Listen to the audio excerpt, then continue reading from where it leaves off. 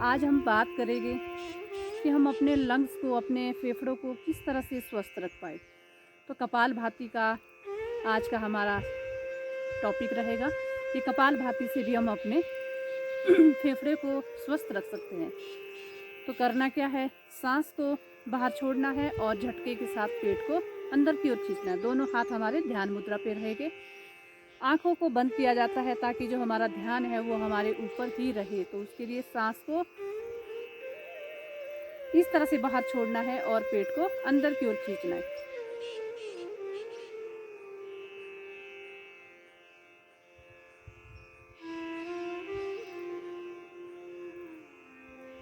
इसमें क्या हो रहा है कि हम लगातार कार्बन डाइऑक्साइड को बाहर छोड़ रहे हैं, और जब हम कार्बन डाइऑक्साइड को बाहर छोड़ेंगे तो हमारा जो फेफड़े है वो पूरी तरह से क्लीन हो जाएगी।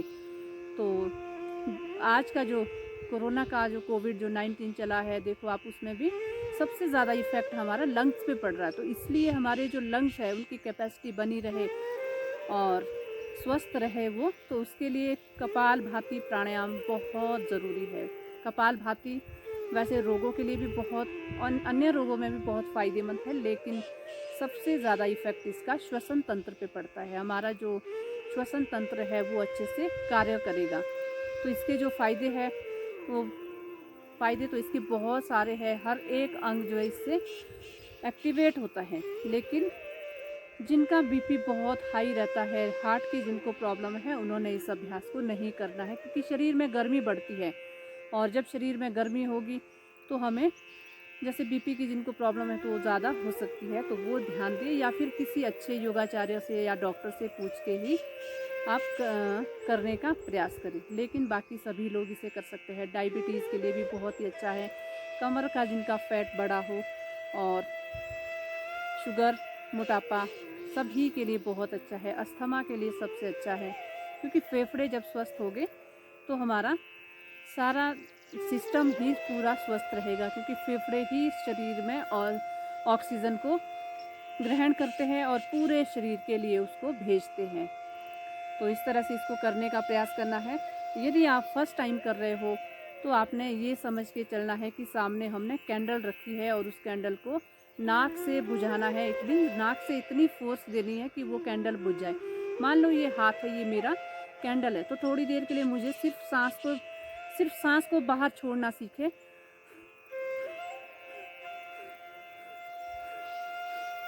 इस समय हमने क्या किया, सांस को पूरा हम बाहर छोड़ रहे हैं लगातार।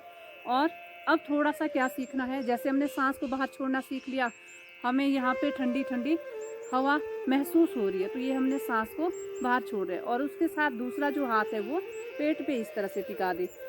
अब क्या करना है, सांस को बाहर छोड़ना है, पेट में हल्का सा दबाने का प्रयास करें।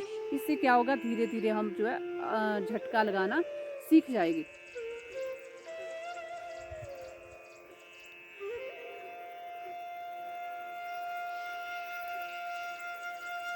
इस तरह से करने का प्रयास करें, लेकिन सावधानियां भी बहुत ज़रूरी है।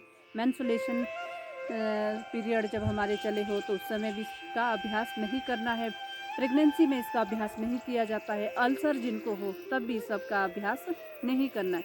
दूसरा, स्लिप डिस्क की जिनको प्रॉब्लम है उन्होंने भी इस अभ्यास को नहीं करना है, प्राणायाम को नहीं करना है, क्योंकि जब हम पेट पे प्रेशर देंगे, पेट को हिलाएंगे, तो उसका जो प्रेशर है वो सीधा हमारा जो स्लिप डिस्क है वहाँ पे जाएगा, तो इससे हमें ज़्यादा दर्द हो सकती है। तो इसलिए उनको ये अभ्यास नहीं करना है। लेकिन सुबह का जो समय है करने के लिए, तो सुबह का जो समय है उस समय इसे करने का प्रयास करें।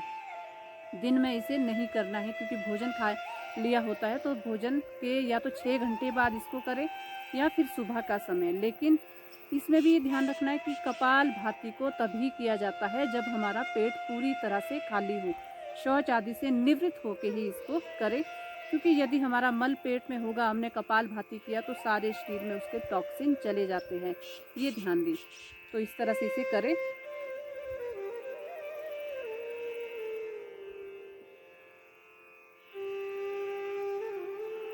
बहुत अच्छा लगता है। आप शुरू में करोगे, हो सकता है 1 सेकंड में 1 स्ट्रोक देना, तो समझ लो 1 मिनट में आपके 60 स्ट्रोक हो गए। 60 बार हमारा पेट हिलता है, लेकिन 5 बार यदि हम करेंगे तो 300 बार होगा। इसी तरह से लगातार हमारी गति भी बढ़ती जाएगी और साथ ही साथ हमारा अवधि भी बढ़ेगी। तो दोनों चीज़ों को जब आप बैलेंस करेंगे तो अच्छा इसका इफ़ेक्ट आएगा। तो ये था कोविड-19 के ऊपर कि हम किस तरह से अपने फेफड़े को मजबूत रख सकते हैं। और उसके बाद अनुलोम विलोम हम करेंगे। जब ये प्राणायाम कपालभाति का हो जाता है तो उसके बाद अनुलोम विलोम कर सकते हैं। अनुलोम विलोम की मैंने पहले भी आपको वीडियो बनाई है, आप उसमें देख सकते हो। क्योंकि हमारा शरीर उस समय कपालभाति से काफ़ी गर्म होता है, तो उसको बैलेंस करने के लिए अनुलोम विलोम करना भी बहुत ज़रूरी है। उससे हमारा ऑक्सीजन का जो लेवल है वो बढ़ेगा। लेकिन हमने इसमें क्या किया, फेफड़ों को क्लीन किया है, साफ़ किया है, उसके बाद हमने ऑक्सीजन को भरना है। तो उसके लिए आप मेरी पहले वाली वीडियो देख सकते हो। तो इसी के साथ मैं लेती हूँ विदा। यदि मेरा ये वीडियो आपको पसंद आए तो प्लीज़ कमेंट बॉक्स में कमेंट अवश्य करें और साथ ही साथ सब्सक्राइब करें यदि आप चैनल पे नए हो, और कमेंट करें, शेयर करें और लाइक करें। नमस्कार।